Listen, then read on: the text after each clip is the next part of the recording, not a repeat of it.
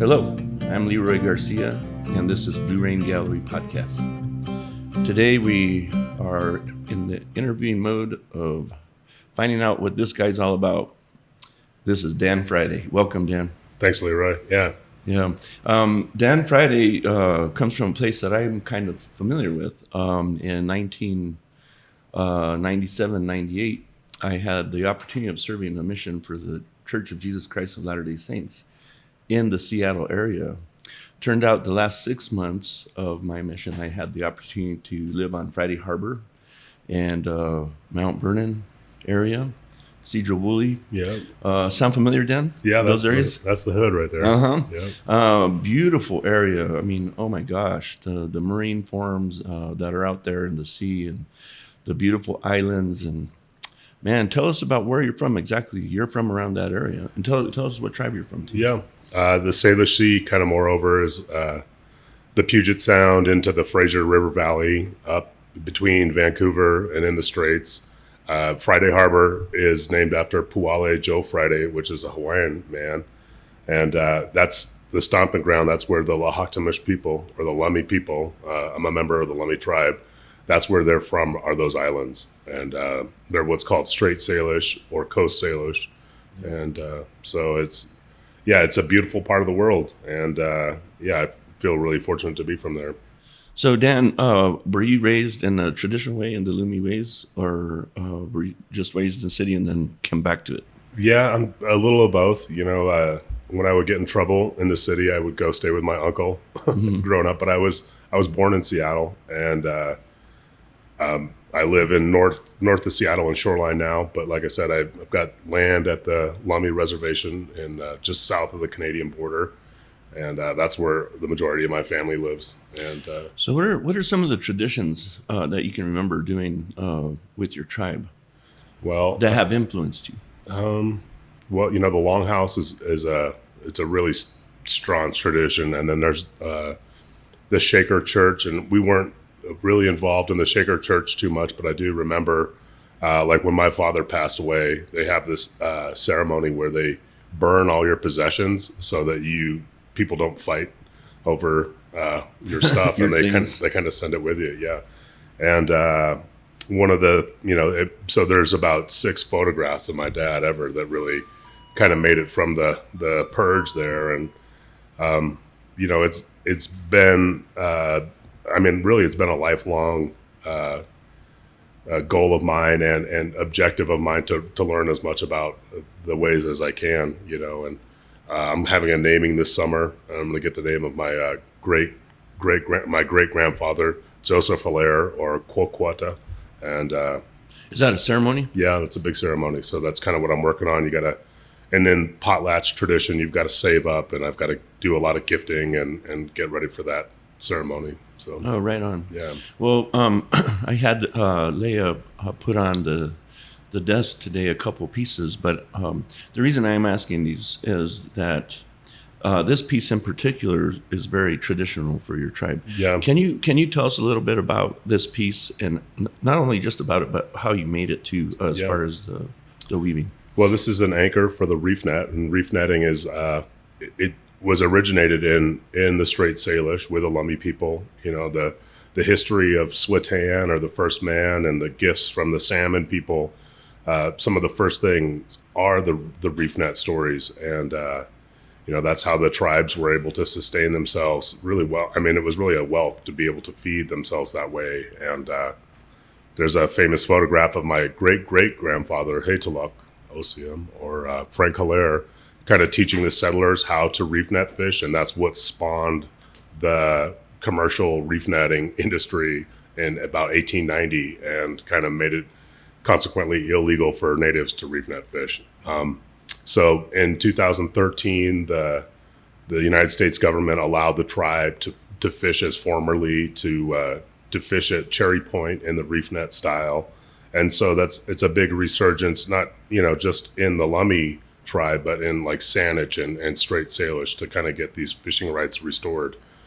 This is an anchor, and this is blown glass, but it's kind of mixed with a traditional cedar bark rope. And I mean, again, this in my personal journey into just exploring how these people lived.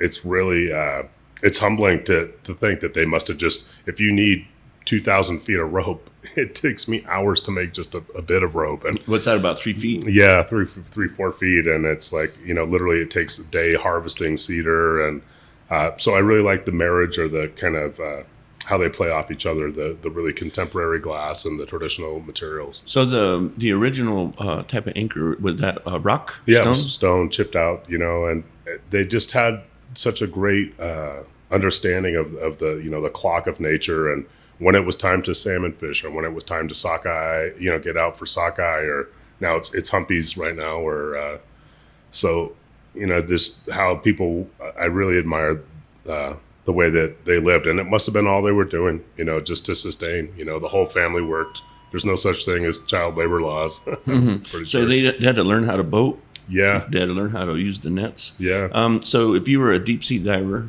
and you were down there, would you find a lot of these stones all over the place? Yeah, that's funny you bring that up, because that is, now that they do archaeology under the water, they've found thousands and thousands of these anchor piles where the tribe knew for sure that was their historic fishing grounds, and the fishing grounds were so important because they were they were passed down from family to family, so they knew exactly where they were. But now that they're trying to kind of justify, or as they're trying to expand their fishing rights in these areas, it's like, no, actually look, it's right under the water. All you got to do is go and see, and you can see where these historic places were.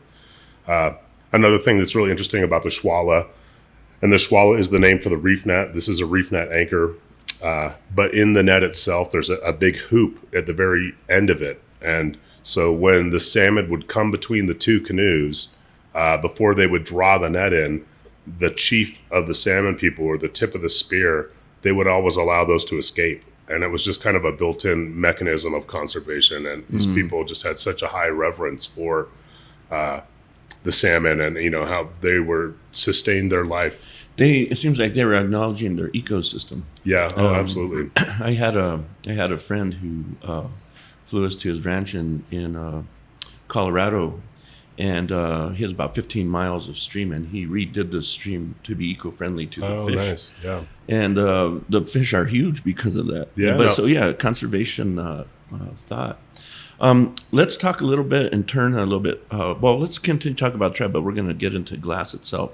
So most of these forms that you're doing, of course, your people probably produce totems as well. Yeah, absolutely. And so that serves for inspiration. So if you look behind Dan over here, you can see some of the totems that he's created in glass. And then also he does bears and baskets. Now, explain to me the baskets. Yeah. Like your Aunt Fran, right? Aunt Fran, yeah. That she was huge. Her Chitapi is her name, and her son was a hereditary chief of the tribe, and she was just a huge cultural purveyor. And when the Indian school, when they're going to boarding schools, and the languages were literally being beat out of them, and they're kind of losing their they were really kind of getting institutionalized. It was the weavers and the grandmothers that really kind of kept the language alive. And so Fran James, Vi Hilbert, another auntie, and her, like I said, her son Bill James, or Tsalit, are just big teachers of the language. And there's definitely a resurgence now. They're teaching the language in the school, and it's definitely because of their work. But moreover, the baskets, it was after I'd been blowing glass about 12 years and working for Chihuly, and I felt like I kind of arrived in the Seattle glass scene. I still didn't really have my own body of work, and Aunt Fran was like, well, what are you doing? You can't be making other people's work. You got to figure out what it is. Find your own voice, right? Find your own voice. And so she was really instrumental in that for me. And what were these baskets made out of? Cedar bark, spruce root, cedar root, bear grass, all sorts of different materials. So are there examples of these in the museums around there? Oh, yeah. And what she's really known for, too, are her mountain goat wool blankets. They have them in the Smithsonian. Oh, wow. That's great. And she just did a little bit of everything. And when I would go to her house, it's like she would just go from one project and go sit over here and start doing something else. And, she didn't have fancy art degree from someplace. And like I said, that permission, especially in the fine art world, that I was kind of under the illusion that, like, well, when am I going to go to school and then I can be anointed or bona fide as an artist? And she's like, no, we just make things with our hands. It's what we do. You don't really, you need to get to it, is what she really said. Well, you've had some good heritage there to being surrounded by influence, and that helped find your voice. Okay, so let's talk about Chihuly. When did you get into glass? I started in about 97, so I was 20 years old. I was a mechanic. I owned a tow truck. I walked into a glass factory, ironically, where Preston started, just sort of, by proxy of being in Seattle. And it was a huge course change for me. I knew right away, I'm like, I want to do this. I want to be creative. I'd gone to art school, but it just didn't really seem pragmatic to get a job in the arts. And when I saw that there was an avenue for that, or a pathway, through the Pilchuck Glass School and guys like Preston and Dante that, had started where I started and really carved that path.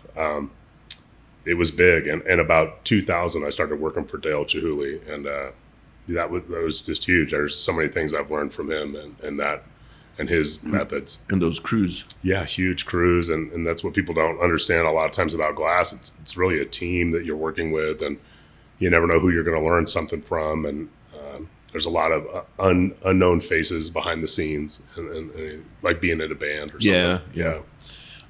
Tell me the difference between your style of glasswork and, say, Del Chihuly's style. I do more of a figurative sort of thing, especially with the totems and bears. I do some sculpting. Dale's done a little bit of everything, but he's hired some of the world's finest maestros from Italy, and he's worked with huge crews. A lot of people have come and gone through there. Pino Signoretto, Lino Tagliapietra, just the forefathers of the studio glass industry have worked for Dale. And he largely is part of that. But what I would say is different about my work is mostly I do solid sculpting, and I kind of work on relative themes to Coast Salish history. And there's a little bit of a story there that I've really enjoyed that exploring. I've been able to study in like the Field Museum in Chicago, the Burke Museum, and just really studying these artifacts, either of my personal family or the tribe at large. So a lot of Dan's work is not blown on. It's dipped in on a pipe, but it's sculpted. So they're very thick and heavy. Yeah. And people don't realize the glass is full of lead. So it gives it the weight. But because of that, it really exudes light, it absorbs light and retracts it out. Yeah. And it's beautiful. But it is a lot different than, say, a bubble. This is a bubble. Yeah. Right?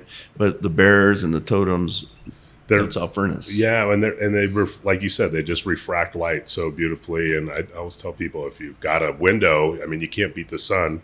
Like, it's great if you have great lighting in your house, but it's hard to beat the sun. They really glass. I've heard it said that glass just eats light, and it really. How were you first received in Santa Fe? Your first show? Do you remember? Yeah, dude, it's been a good run. I was trying to remember how long. I think it's been 2015, maybe Something 6 years. Yeah, that I came down, and I've really fallen in love with this area. You got a great family and a great crew here. I really, even though sometimes it's just a week a year that I come down for market, I've really. I feel at home here, and you guys have done a huge service to the glass and native community to educate people. And again, I'm kind of following the pathways that you and Preston have carved, and having these educational demonstrations is, like I said, I'm super grateful. It's huge, huh? I remember Dan's first show at Blue Rain Gallery. Was that your first show ever in a gallery? Yeah, it was one. It's basically a sellout, man. It's amazing, huh? It was good, and that was. Thank you, for holding the door open for me. I appreciate that. Yeah, well, you're welcome, Matt. We're honored to have you in our gallery too, Dan. Mm-hmm. So recently, you've been working your butt off. Yeah. And for an exhibit somewhere. Tell us about what's going on, where it is, what's happening. Yeah, I've got. I just finished a show that's up till October at the Museum of Northwest Art, kind of right in the heart of Salish Sea Country in La Conner. And what's different about having a show like that is working on these really large installations. Like I said, I wove a really large swallow or reef net, and worked on some new blanket pieces, and was able to include some weavers in the show too, to just try to highlight some other artists. And it's again holding that door open for each other, and it's I learned a lot. I did some neon and Oh, nice. trying a bunch of new things, and so I feel like I've had a good year just exploring. We're working on a book for that, and it's been a whirlwind. And then to come down here and have a great market too, it's been an awesome year. Yeah. Well, we're happy for you, and continued success, Dan. Thank you for showing up today for Blue Rain Gallery podcast. Hi, Leroy. Thanks for all you've done. Appreciate it. You're welcome. Yeah. Like to encourage everybody to subscribe to our podcast on Spotify or iTunes, or you can simply watch it on YouTube or our website under podcasts. Also want to encourage everybody to go to bluerainprintshop.com, where you can experience art in your everyday life. Thanks, Dan. Awesome. Thanks, Leroy. Hey,